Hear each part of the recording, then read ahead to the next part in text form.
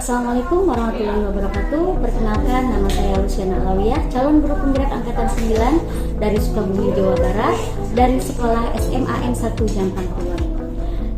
Pada kesempatan kali ini saya akan melakukan coaching supervisi akademik terhadap Ibu Gita Waryani SPD. Beliau adalah guru mata pelajaran sejarah di SMAN 1 Jampang Kulon. Assalamualaikum Bu Gita. Waalaikumsalam Bu Lucy. Gimana Bu Gita kabarnya? Alhamdulillah baik Bu Lucy. Bagaimana Bu Lucy? Jadi begini Bu Gita, hari ini kita akan melakukan observasi sebelum nantinya saya melakukan supervisi akademik atau observasi kelas terhadap pembelajaran yang kita lakukan. Nah, untuk tujuan dari supervisi itu kan untuk mengetahui serta mengevaluasi proses pembelajaran yang kita lakukan,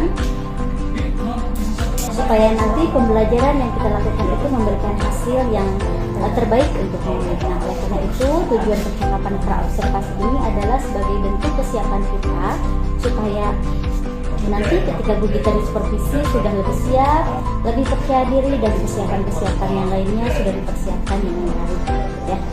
Nah, jadi Bu Gita ini ada beberapa pertanyaan yang ingin saya tanyakan di sini. Yang pertama adalah berkaitan dengan tujuan pembelajaran yang ingin Ibu capai dalam kegiatan pembelajaran di supervisi ini. Baik Bu, saya akan mencoba untuk menjawab. Melalui model PBL, Problem Based Learning, dengan pendekatan PPACK, saya mengharapkan peserta didik itu mampu untuk menganalisis materi, khususnya pada materi teori masuk dan berkembangnya agama dan kebudayaan Hindu-Buddha di kelas 10 fase E gitu. Jadi tujuan pembelajarannya tadi ingin mengharapkan peserta didik itu mampu menganalisis ya Bu ya materi keragaman pada pemilih Buddha yang masuk ke Indonesia ya Bu. Nah, kemudian Ibu, untuk area pengembangan yang ingin Ibu capai pada pembelajaran nanti itu apa? Pengembangannya yaitu peserta didik bisa mampu memahami dan menjelaskan apa itu teori-teori yang berkaitan dengan agama Hindu-Buddha, yang mana teori-teori tersebut ada 5 diantaranya, yaitu teori Brahmana, teori Ksatria, kemudian teori Waisya, kemudian teori arus balik, teori Sudra. Dan mungkin hanya itu saja yang bisa dikembangkan sementara waktu ini dalam jangka waktu 2 kali 45 menit di pembelajaran satu kelas. Sudah cukup, kalau 5 teori sudah cukup 2 jam pelajaran begitu Ibu. Baik, jadi area pengembangan pembelajaran yang akan Ibu lakukan itu adalah di area pengetahuan dan keterampilan ya Bu ya. Nah, kemudian Ibu bagaimana nih rancangan pembelajaran yang akan Ibu terapkan nanti dilihat dari strategi, model ataupun metode pembelajarannya Bu? Baik, yang akan saya lakukan yaitu saya membuat modul ajar, di mana di sana saya memakai Problem Based Learning, yaitu PBL. Modelnya itu PBL dan metodenya itu NHT, Number Head Together, yang rencananya saya nanti membagi kelompok, yang mana nanti anak dibagi number yang dipasang di kepalanya gitu, untuk menarik motivasi anak sebelum belajar itu ada kegiatan dulu gitu. Jadi anak termotivasi untuk melakukan pembelajaran seperti itu Bu. Wah, luar biasa sekali Bu Gita. Sepertinya persiapannya memang sudah sangat baik dan terencana ya Bu ya. Nah, untuk medianya Bu, nanti untuk media pembelajaran yang akan Ibu gunakan apa saja ya? Baik, untuk medianya yang nanti akan saya gunakan yaitu diantaranya saya membuat PowerPoint yang mana untuk menarik siswa dalam pembelajaran melihat secara langsung, seperti nanti akan ditampilkan Candi Borobudur, gambar Candi Borobudur, kemudian Dewa Krishna yang berkaitan dengan Hindu-Buddha seperti itu, ataupun nanti juga rencananya proses ngaben di Bali gitu kan. Jadi anak langsung melihat, kalau di PowerPoint kan langsung ada terlihat dan bisa disisipkan video-videonya juga. Kemudian selain PPT juga saya akan membagikan kepada anak pada waktu diskusi kelompok itu lembar kerja peserta didik atau LKPD ya, dan rubrik penilaian. Seperti itu Ibu. Wah, Masya Allah, luar biasa sekali Ibu. Persiapannya memang sudah benar-benar bagus sekali ya Bu ya. Saya jadi nggak sabar nih ingin segera observasi kelas Bu ya. Ayo kita kira-kira kapan nih Bu untuk pembelajaran tersebut akan dilakukan dan di kelas mana? Rencananya saya akan melakukan di kelas 10-11 yang mana nanti pada jam pertama pada pagi hari ya Bu ya, pada hari Jumat. Oh, berarti pada hari Jumat di jam ke-1 di kelas 10-11 ya Bu ya. Nah, nanti saya akan lakukan observasi ya Bu di kelas Ibu. Semoga nanti pada pelaksanaan supervisi observasinya berjalan dengan lancar ya Bu ya. Baik, amin. Terima kasih Ibu atas supportnya. Nah, ini Bu, sebelum kita akhiri nih Bu, saya ingin bertanya dulu, apa sih yang Ibu dapatkan gitu dari percakapan kali ini gitu? Percakapan kita kali ini, Bu Lucy dan saya, pada intinya manfaat untuk saya pribadi, yaitu saya kan belum jadi guru penggerak ya Ibu ya.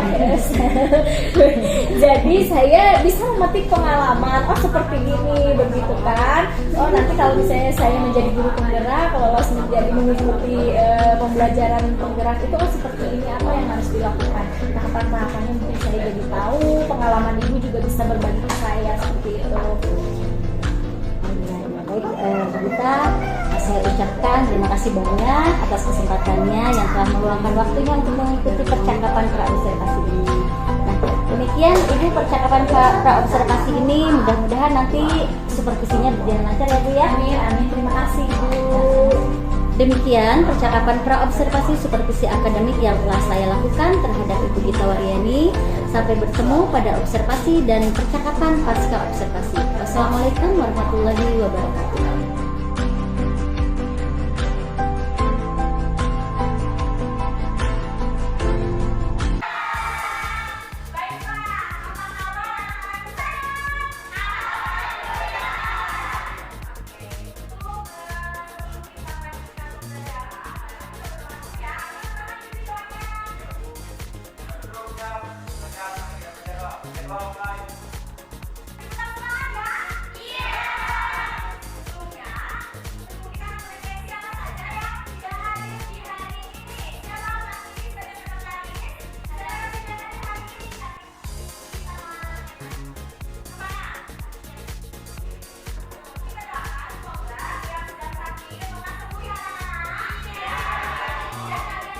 Ini harus ada kesempatan, masalah keluarga sudah ingin dan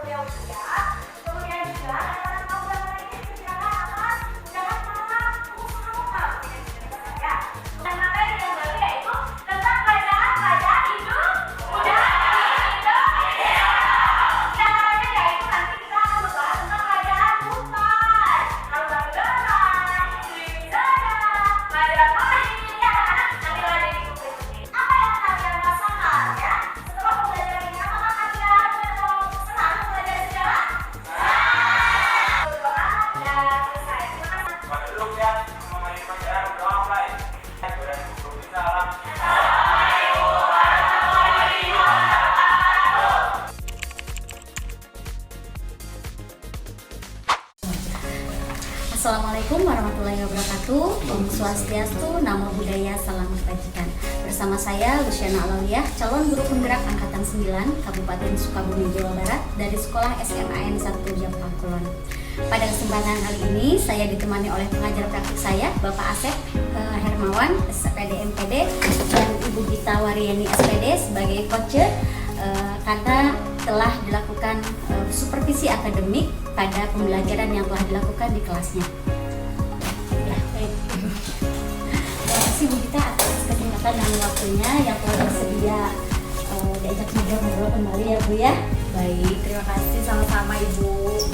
Nah, jadi Bu Gita begini, karena percakapan ini merupakan percakapan pasca observasi ya Bu ya, yang mana tujuannya itu adalah untuk mengevaluasi mengenai pembelajaran yang telah Ibu lakukan, dan ada beberapa pertanyaan Ibu yang ingin saya tanyakan ya Bu ya. Baik. Nah, kemarin kan Bu Gita sudah melakukan pembelajaran ya Bu yang sudah saya observasi. Nah, ketika melakukan dan setelah melakukan pembelajaran di kelas kemarin itu bagaimana perasaan Ibu? Baik Ibu, terima kasih juga. Akan saya mencoba menjelaskan tentang perasaan saya, perasaan yang begitu menggebu-gebu setelah melakukan kemarin proses pembelajaran itu. Alhamdulillah saya sudah merasa lega karena saya sudah melakukan itu yang terbaik ya versi saya begitu. Untuk selanjutnya saya akan mungkin lebih baik lagi dari yang kemarin seperti itu Ibu. Tenang ya Bu Ya, sudah tenang, sudah lega gitu, sudah plong ya. Sudah mencoba metode dan model pembelajaran yang baru, betul. Nah Ibu, dari proses pembelajaran yang telah dilaksanakan itu mungkin bisa diceritakan kembali Ibu mengenai area pengembangan di dalam kelas kemarin itu ya, dan serta langkah-langkah atau tahapan-tahapan pembelajaran apa saja sih yang telah Ibu bisa lakukan kemarin itu. Baik Ibu, untuk tahapan dan metode yang sudah saya lakukan kemarin di proses pembelajaran di dalam kelas, saya kan ngambilnya kelas 10 ya Bu ya, tentang teori-teori masuknya agama Hindu-Buddha di Indonesia. Nah, yang saya tekankan pada waktu kemarin itu dari segi pengetahuannya ya Bu, kemudian juga difokuskan kepada pengetahuannya tentang, apalagi tentang teori-teori masuknya agama Hindu-Buddha ke Indonesia pada anaknya kemarin itu. Kemudian juga untuk keterampilannya ya Bu, sangat ditekankan sekali karena anak sekarang kan suka fokus pada gawainya, dan juga kadang kalau misalnya kita mencoba metode yang lain juga berkaitannya dengan gawai, kadang tidak fokus kepada keterampilan dan pengetahuan yang materi yang disampaikan. Jadi saya tekankan kepada pengetahuannya tentang teori masuknya agama Hindu-Buddha dan juga keterampilannya, seperti itu Ibu. Jadi area pengembangan Bu Gita itu fokus ke pengetahuan juga keterampilan ya Bu ya. Nah Bu Gita, untuk area pengembangan itu yang sudah Ibu sampaikan tadi itu menurut Bu Gita apakah sudah berhasil atau belum? Untuk saya kan sudah berapa kali ya untuk ke lapangan gitu, dicoba untuk metode ini, modelnya ini, seperti itu. Alhamdulillah sih sudah ada peningkatan ya Bu dari yang sebelum-sebelumnya. Kemudian saya ganti model berikutnya, dan kemarin mencoba untuk model NHT gitu kan, dengan metode PBL. Alhamdulillah ada perubahan ke arah yang lebih motivasi anak semakin tinggi gitu Bu, gitu. Jadi anak lebih aktif ya Bu Ya, ya? anak lebih aktif gitu pada waktu pembelajaran berlangsung, apalagi berkelompok seperti itu Ibu. Nah Ibu, kemarin kan mungkin pas pembelajaran itu masih ada beberapa siswa yang tidak aktif gitu ya Bu ya? Iya, kurang aktif ya, iya betul. Nah, menurut Ibu Gita sendiri itu hal tersebut yang menyebabkan anak tersebut tidak aktif itu apa sih? Nah, kalau menurut penelitian yang saya lihat langsung di kelas, pada waktu jam-jam rawan untuk mereka mengantuk sih Bu. Jadi mereka kurang aktifnya mungkin pembelajaran sejarah itu pada waktu jam-jam rawan untuk mereka lelah begitu. Jadi kurang aktif anaknya, kurang bersemangat seperti itu Ibu. Pada kenyataannya ya, yang saya tanya juga ke anak selalu dimotivasi, ayo semangat, pakai ice breaking gitu kan. Ternyata anak memang jam-jam rawannya untuk mengantuk, seperti setelah zuhur jam 1 sampai jam terakhir itu udah lemah sekali gitu kan. Begitu Ibu. Jadi mungkin anak tersebut karena sudah lelah, Iya, sudah betul. kurang semangatnya, begitu ya. Nah, untuk kedepannya nih Bu, komitmen Ibu Gita sendiri bagaimana agar pembelajaran di kelas itu bisa tercapai pembelajaran yang berpihak pada murid? Baik, mungkin untuk prinsip saya kedepannya menekankan kepada pola metode pembelajaran dan modelnya juga harus bervariatif ya, supaya anak itu termotivasi. Seperti media juga ya Bu, harus cocok juga dengan karakter anak di kelas gitu. Kalau misalnya kita metodenya tidak sesuai, nanti anak-anak gitu kan, pendidik peserta didik jadi tidak sinkron.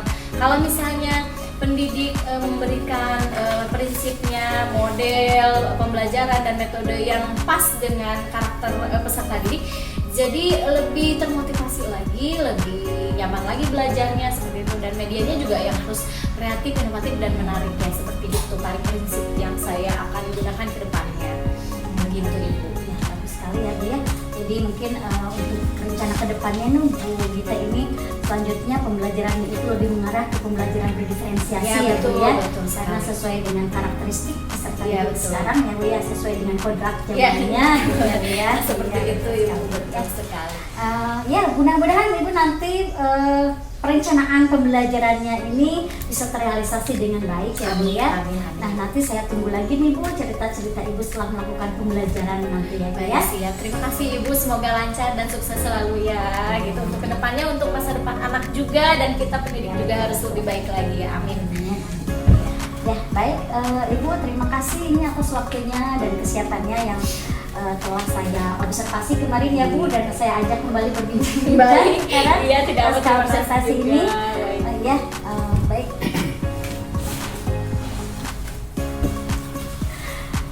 Demikian percakapan pasca observasi yang telah saya lakukan terhadap Ibu Gita Waryani SPD, dan saya juga masih ditemani dengan Bapak pengajar praktik saya, Bapak Asep Hermawan MPD. Terima kasih kepada Bapak Asep dan kepada Ibu Gita. Wassalamualaikum warahmatullahi wabarakatuh. Salam hebat, salam guru penggerak.